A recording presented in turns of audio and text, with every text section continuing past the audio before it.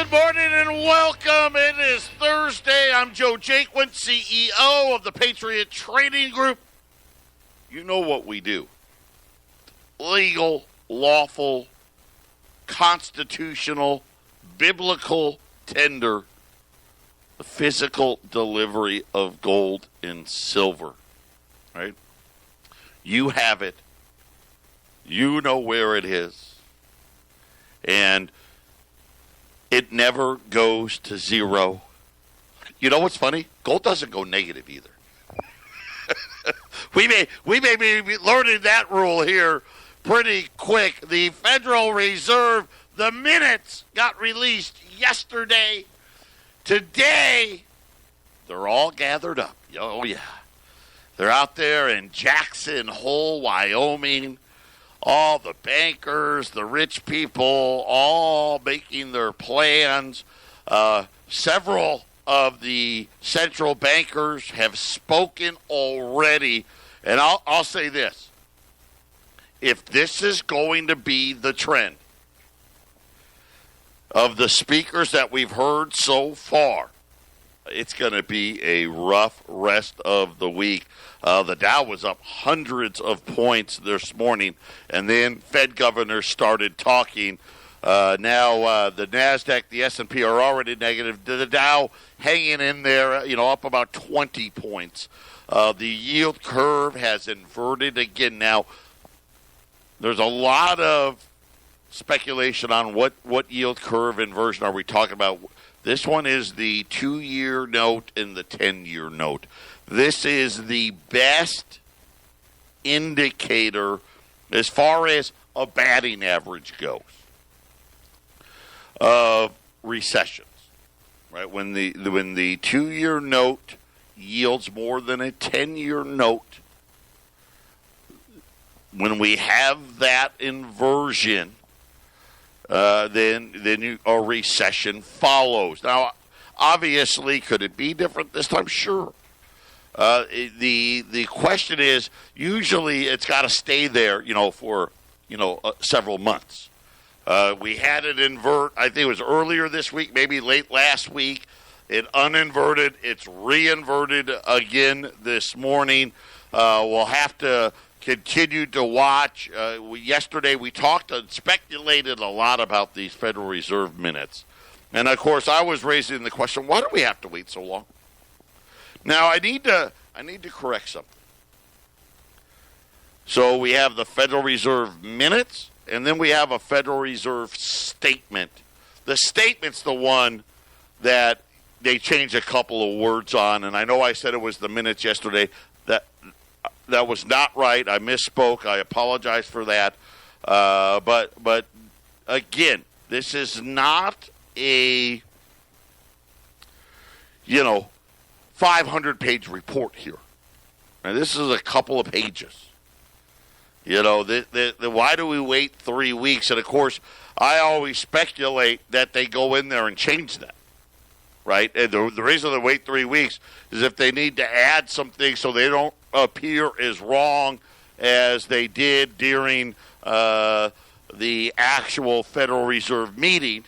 But mid-cycle adjustment was the word used in the meeting that ended on July 31st, right? That was kind of the we're taking the insurance rate cut. Right? Mid-cycle adjustment. This is a one-off. Everything's fine. Don't really know that we have to do it, but we're going to do it anyway. Type of a rate cut. And really, in their minutes, they made a couple of mentions of this mid-cycle adjustment, which actually got the yield curve to invert yesterday. But as people kept reading down the page, we found out that there was a couple of Fed governors who did not have a vote. Remember, they all don't get to vote every meeting. That wanted a 50 basis point rate cut. Here's what's funny. No one ever said that. Didn't hear that.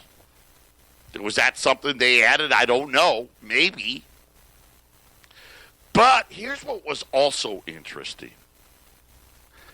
We hadn't heard about quantitative easing outside of the fact in that meeting on July the 31st, Jay Powell did end the quantitative tightening a month early. He did, right? But said, hey, and by the way, what we're going to do is we're going to sell all the mortgage-backed securities, and instead of letting them run off, we're going to take that money and buy more treasuries, right? So now the Fed's balance sheet is going to be only U.S. treasuries, about $3.8 trillion. But then it was, about a week or two ago, two at the most, when we talked about how Bank of America said, hey, wait a minute, we're going to need quantitative easing again before the end of the year. And then, of course, this week, J.P. Morgan backed them up. In the minutes, 6 different times the central bank made reference to asset purchases. That's quantitative easing. So I don't know if that was added. Again, like I said, Jay Powell did say they were ending. In his little press conference, he never said anything about quantitative easing. I'm going to share with you the rest of the minutes and then what the first 2 Fed governors have said at Jackson Hole this morning. 800-951-0592. And we're talking about the Federal Reserve minutes. And here's the thing. Now, after every meeting, we have a press conference. So they have a meeting. It's usually 2 days. And normally it's a Monday, Tuesday, or Tuesday, Wednesday. And then on the second day, they tell us what they did with interest rates. Well, not even interest rates, right? With the federal funds rate. This last meeting, they lowered it 1/4 point. Now, think about this for a minute. They're having this meeting. The 10-year note was at the time was like 1.6%. And they lowered rates from 2.25 to 2.5 to 2 to 2.25, right? They lowered it 1/4 point. Let's just make it easy. They went from 2.25 to 2. 10-year notes already at 1.6. Now, of course, it's now at 1.5. What are we doing? Right? What's supposed to happen is that in a good environment, if the Federal Reserve federal funds rate is 2%, the 10-year should be around 4 to 4.25. It's at 1.5. And they want to tell you, I hear them every day on TV, tell you, oh, it's great, hey, don't worry, it's fine. Not even close to fine. Why they didn't cut more, I don't know. But here's what was interesting. So he has a press conference, right? And in this press conference that he totally bombed, he talked about, hey, we're ending the taper, right? Remember, they were supposed to sell their balance sheet from $4.2 trillion. They were supposed to get to like 2.8, right? They didn't make it very far, right? I mean, this is how bad these guys are. They didn't get anywhere close. About 3.8 trillion, and they stopped. And now they're going to spend all of their money buying treasuries. So the whole 3.8 trillion will be all in U.S. treasuries, where before it was treasuries and mortgages. Of course, be ready. Won't be long. Be treasuries, mortgages, stocks. It'll be all of them. But let me tell you this.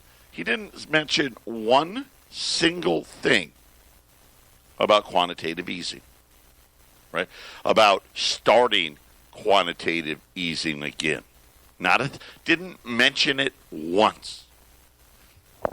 It wasn't in their statement, right? The statement, remember, the one they only changed a few words, right? Changed the date. Wasn't in there. Wasn't in his press conference. And now I'm reading these minutes, and I'll share with you a number of participants. And I love that, a number. Why don't we put the number in there? How many are we talking about? 2, 4, 8? What? How many? Right? Because that would be important. Hey, if one guy brings it up, okay. But hey, you got 16 people in there? Did 10 guys say this? Did 12 guys say this? We don't know. Wouldn't it be nice to know? They commented that many of the potential cost of the committee's asset purchases had failed to materialize. Now, what does that mean? Well, that's real simple. Hey, we studied this, and we had all of our smart guys write all these formulas down, and we made a bunch of assumptions, and all of this when doing this by buying these quote-unquote assets. A, B, and C were supposed to happen. Now they're saying, hey, guess what? A, B, and C didn't materialize. But it gets better. The Federal Reserve might have been able to make use of balance sheet tools even more aggressively over the past decade and providing appropriate levels of accommodation. See, here was the problem. It wasn't that we were wrong. No, that's not it. We were right. Where we messed up is we just didn't buy enough of them. See, that was the problem. What was it that didn't materialize? And this was the thing that I thought was the best part about it. You know what they didn't get? Inflation. That's what they wanted. See, they want things to cost so much more. Could you imagine if they had actually gotten what they wanted? How much worse off? It's already hard enough to stay in the middle class. Pay no attention to the fact that 50 million plus Americans are working 2 jobs. If the Fed had gotten their way, that number would have been like 100 million of us.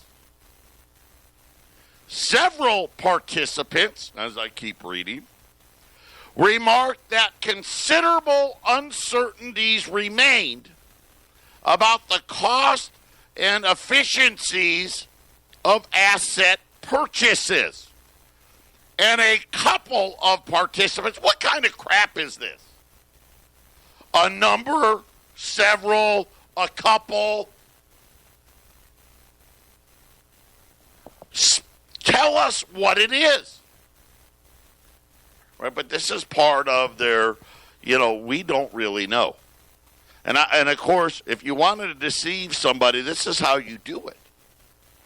I mean, we're talking about 16 people. It's not like we're talking about 1 million people. 8 people said this, 4 people said that, 3 people said this. Heck, I'd put their name on it. Tell me which governors. Who's saying what? How do we even know if they're actually doing a good job if we don't know who said what? I mean, you think about job security. Hey, it's great. I can say whatever I want. I could be wrong. No one will even know I was the one who said it.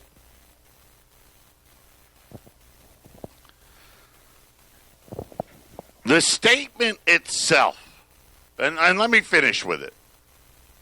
A couple of participants suggested that taking account of the uncertainties and the perceived constraints facing policymakers in the years following the recession, the committee's decision on the amount of policy accommodation to provide through asset purchases has been appropriate.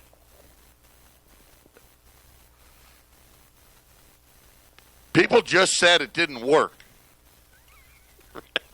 Hey, all the things that we thought were going to happen didn't happen, but yet at the end there, hey, no, well, a couple of them still said, oh, no, it was fine. Did fine. I mean, so you can see here, they don't know what they're doing. And again, I don't even know if this actually happened. Because no one actually talked about asset purchases until all of a sudden these minutes came out. So essentially, I love it here, right? You've got the bed is, the porridge is too hot. Then you had others, oh no, it's too cold. And then you had a couple, oh, this one, it's just right. In the discussion of policy tools, remember I talk about these tools, right? You know what this means, right? These aren't tools. This is, hey, we screwed it up. We screwed it up. We don't know how to fix it. And let's create something that they want to believe. Oh, somehow one of these tools is going to fix it. That's wrong. You know what fixes it? Not having debt. That's what fixes it. You know what fixes it? Inflation doesn't exist, right? Stable, sound money fixes this problem. But, of course, they can't say that. Oh, no. We don't want that. I mean, look at all the bad things that happen. We couldn't fund all of these wars, if we had to go mine the gold. Stuff like that.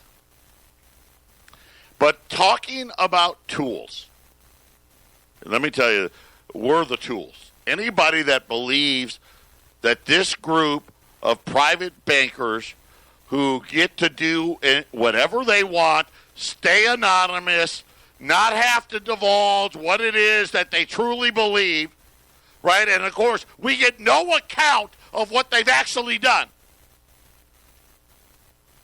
And yet I think everyone would agree. Who's the most important group when it comes to your retirement? Who is it? Is it who we put in the office, right? Is it the president? Is it who we send to Congress?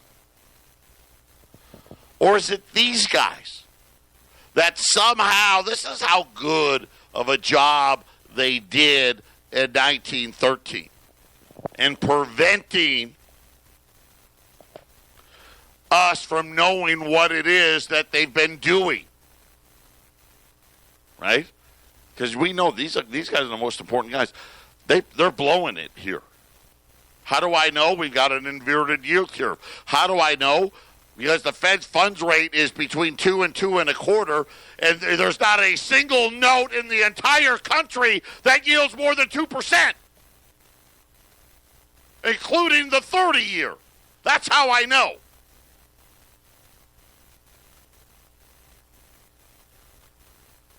They noted that the experience acquired by the committee. See, hey, we really didn't know, but now we got experience now, right?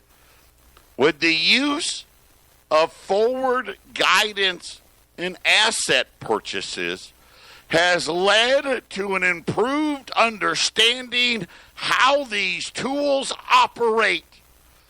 As a result, the committee could proceed more confidently and more preemptively in using these tools in the future if economic circumstances warranted.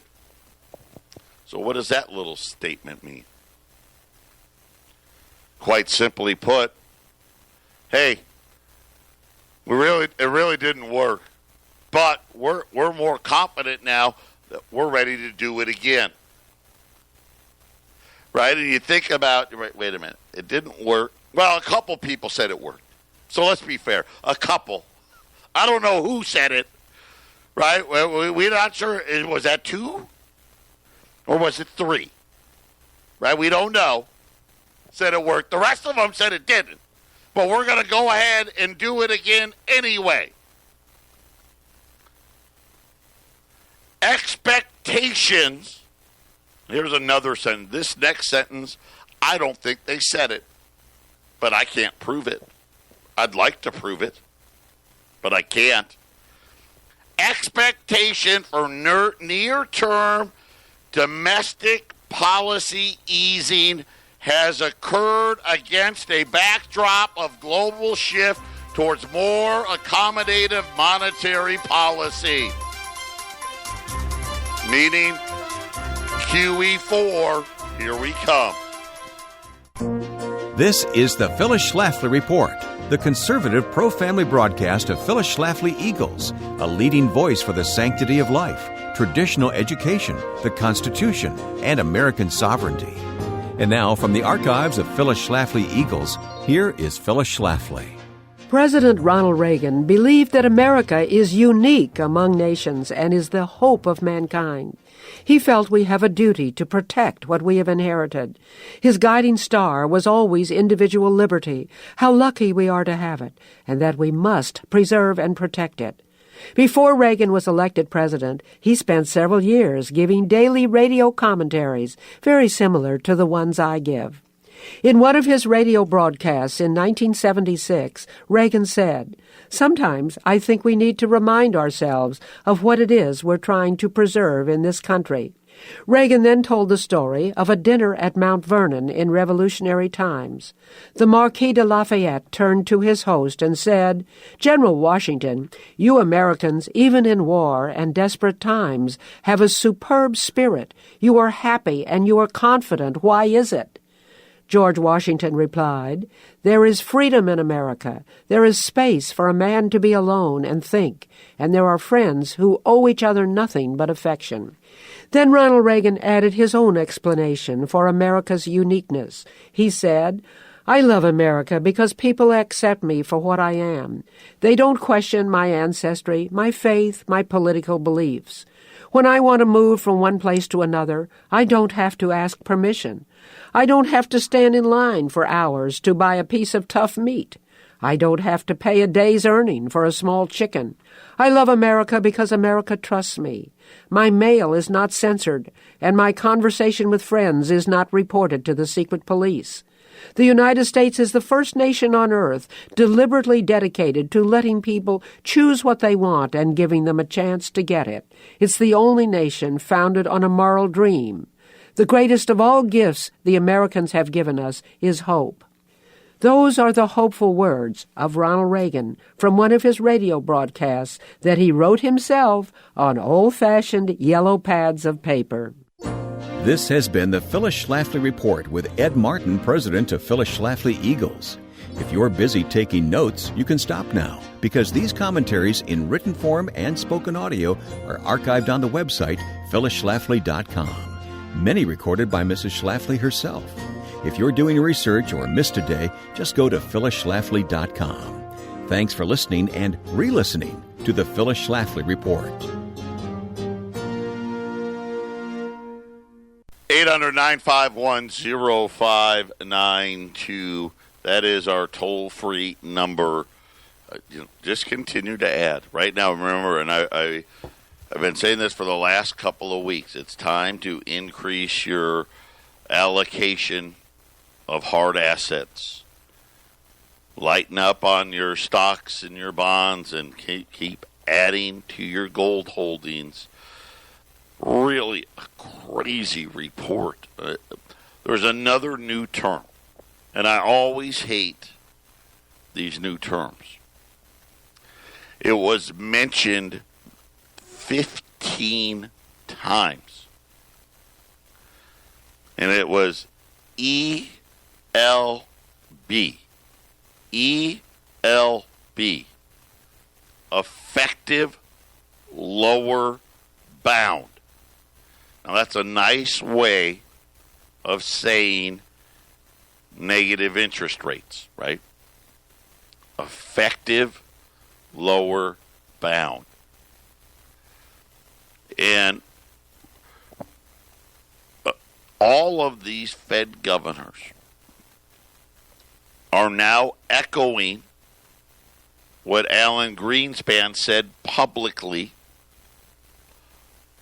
last week. Zero is just a number. Of course it can go negative. Matter of fact, we expect it to go negative. Effective lower bound. You know, when I hear a word like that, effective, okay, so in order for this to be effective, and then lower, and then bound, how low do rates need to go? How negative? You got to remember, this is in substitution of negative rates, okay? How low does it need to go for us to be effective? There's no more debate about what's coming next. And like I said, by the time I start talking about it, this was already decided. This was probably decided 10 years ago. And I'm just, getting to it now.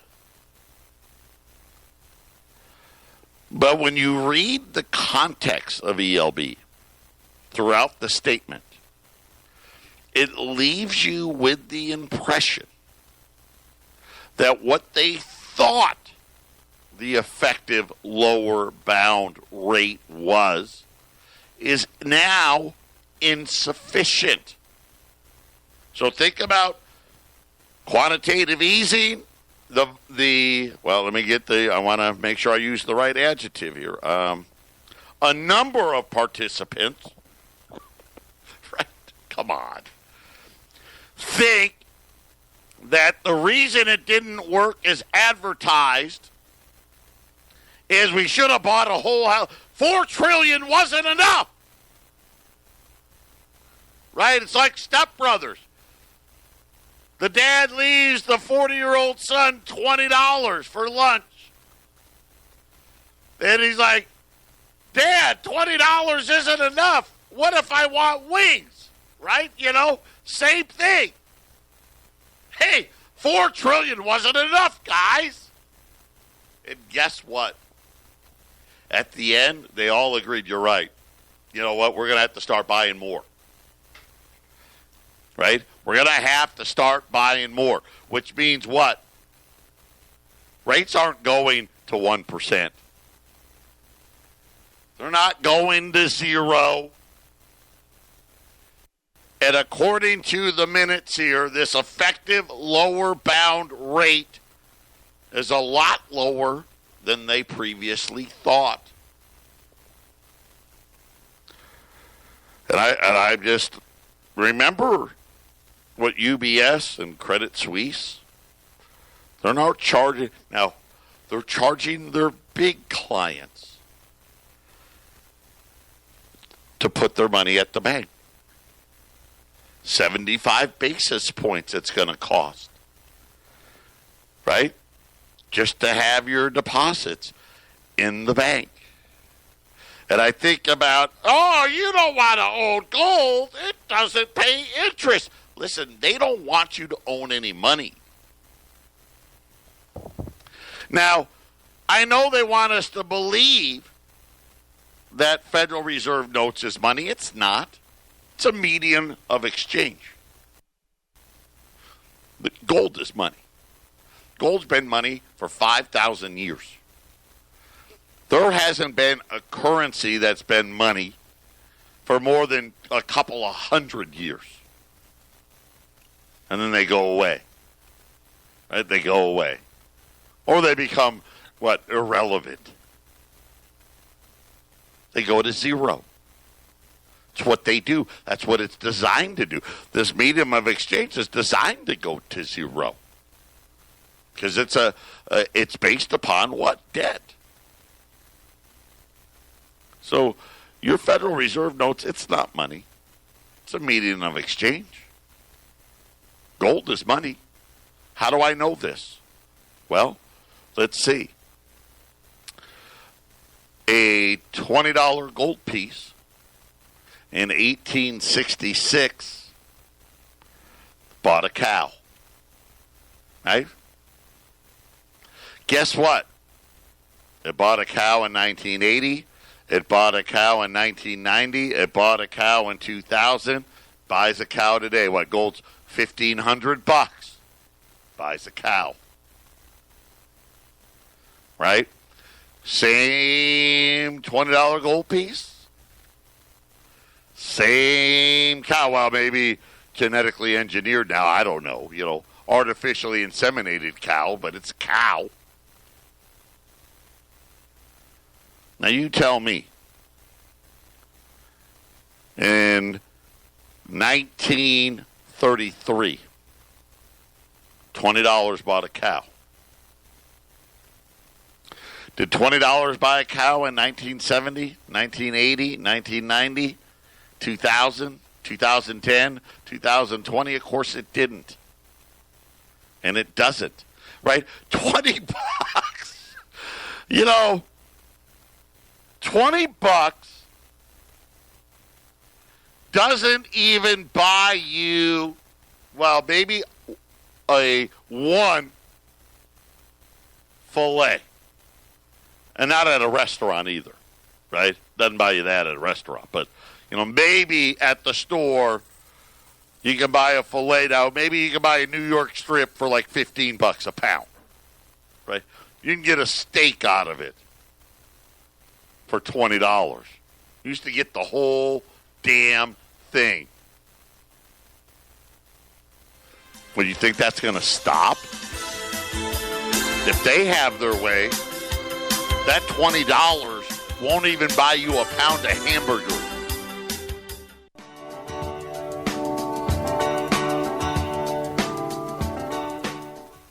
$800-951-0592. Today got a 40 U.S. $10 Indians. So a half of a cow. You're going to save $25 a piece on these. Normally $845. I've got 40 of them today for $820. Of course, the Indian. I love that series. The Indian series, that was the fractional coins to go with the Saints. Teddy Roosevelt did not think the Liberty coins, which were minted between 1866 and 1907, he didn't think they were majestic enough for for a country that was really getting ready to become the superpower of the world. So he commissioned Augustus St. Gaudens and Bella Pratt to design the new coins. St. Gaudens, obviously, is why the St. Gaudens is named after him. He was the artist. He actually died right as the coins were being minted. Right before, he had already done the design. They were getting ready to release it, and then he passed, so they named the coin the St. Gaudens after him. And then Bella Pratt, she did the male Indians, and I'll double check this in between the breaks, but I think St. Gaudens also did the $10 Indian, which is the Lady Liberty with the Indian headdress on. They're $820 today at 800-951-0592. So we got out of the minutes division on rate cuts. All of a sudden we learned something new. We knew two opposed. They didn't want to cut rates at all. But then we learned that several members that were not voting members wanted a 50 basis rate cut. Then quantitative easing whether it worked or not, they came to the conclusion that if we just buy more of it, it'll work better. And oh, by the way, due to new market conditions, we're going to have to start doing it. So they kind of hinted now QE4 is coming. This morning, I think I know who the two dissenters were now. The main part of the yield curve inverted once again on Thursday, where the 2-year note yielded more than the 10-year note, after Kansas City Federal Reserve President Esther George and Philadelphia President Patrick Harker told CNBC they don't see the case for additional rate cuts following the quarter-point reduction in July. See, everything's fine. I guess here's what I'd have to say to that. Your Fed's funds rate's at 2%, technically 2 to 2.25. It's also ridiculous because they just, you know why that is, right? They just didn't want to say zero, so they left it between 0 and 0.25, and then now they've just kept it ever since because they know they're actually going below 0. But between 2 and 2.25, and not a single U.S. Treasury, I don't care, a 3-month, 2-year, 10-year, 30-year, yields more than the Fed's funds rate. It tells you something's wrong, right? Tells you something's wrong. Think about it. We were at 2.25, and the 10-year note was at 3.25. Now, that was still too low. But, hey, it still was above the Fed's funds rate. Now, I mean, it's 50 to 75 basis points below. The rest of the world is either in recession or getting ready to go into recession. Listen, it's a global economy, and we know that. We went from 4.2% GDP to 2.1% GDP. Hello? Is anybody home? I don't know what they could possibly be looking at. Look at our debt, right? Look at what we're doing to just have 2%. Obviously, it's got to go lower. Has to. It's not working. Listen, the real number, we're what, 1.6 trillion, give or take, in debt this year? I guess it doesn't matter. Let's not count that. See, we're doing a great job. No, you're not. Could you imagine where our debt or where the GDP would be if we were just at 500 billion instead of the little number, instead of the trillion? Where would we be? Negative what? Negative what? Obviously, this is wrong. But yet, here they are. And, of course, that got the Wall Street upset and all those things. And here's what they said. Here's their reasoning. Now, they gave reasons. I just gave you reasons why it's wrong. Here's why they say it's right. With this very low unemployment rate and wages rising, with the inflation rate staying close to the Fed target, I think we're in a good place relative to the mandates we were asked to achieve. Now, I did not know one of their mandates was inflation, this inflation target, right? Now, stable pricing is a mandate. Employment is a mandate. Do people having to work multiple jobs mean that the central bank's doing a good job? And if we just go back and use the formulas they were using in the 80s and the 90s, neither one of those things would be right. I don't know. Patriot Radio News Hour, final segment coming up.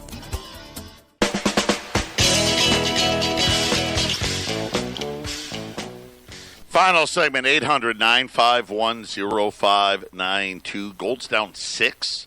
$14.98. Silver's down 10 cents at $17.05. The Dow is up. The S&P and NASDAQ are down. The Dow, Boeing. It's pretty funny. They released a little statement saying, hey, as soon as somebody will approve the 737, we're gonna build a lot of those planes, and that got people. It doesn't actually mean they're going to be approved. Eventually, they'll get it fixed. So, but that Boeing is leading the Dow. Boeing's up like 5% today because Boeing said, "Hey, don't worry. Eventually, one of these days, we're going to build a lot of these planes, just not today." But nonetheless, by the way, Esther George is a voting member, so she was one of the dissenters. I thought Harker was the other. He was not. Harker doesn't have a vote. So there's at least one other Federal Reserve governor that doesn't want to cut rates. Both George and Harker out at Jackson Hole being interviewed on CNBC this morning. Yield curve inversions, who cares?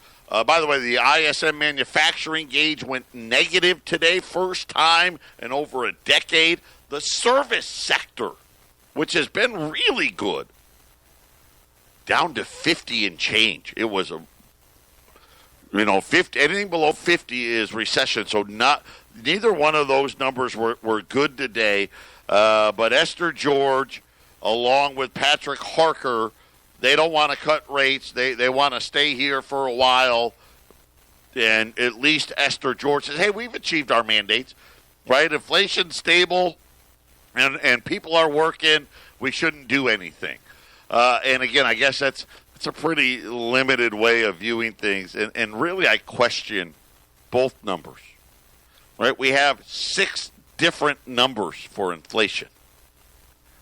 They happen to use the lowest one. Got about that many numbers for unemployment.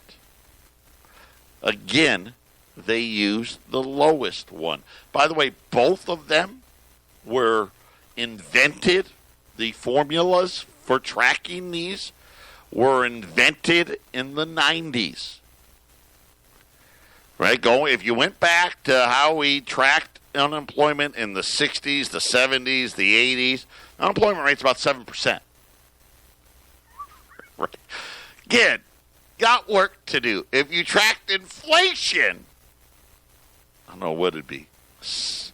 Probably 8. I'd have to consult John Williams on that. But somewhere around 9% inflation. So had they really achieved either one of those things? Probably not. But again, they can fool themselves for a while. It's okay. Gold will always be there.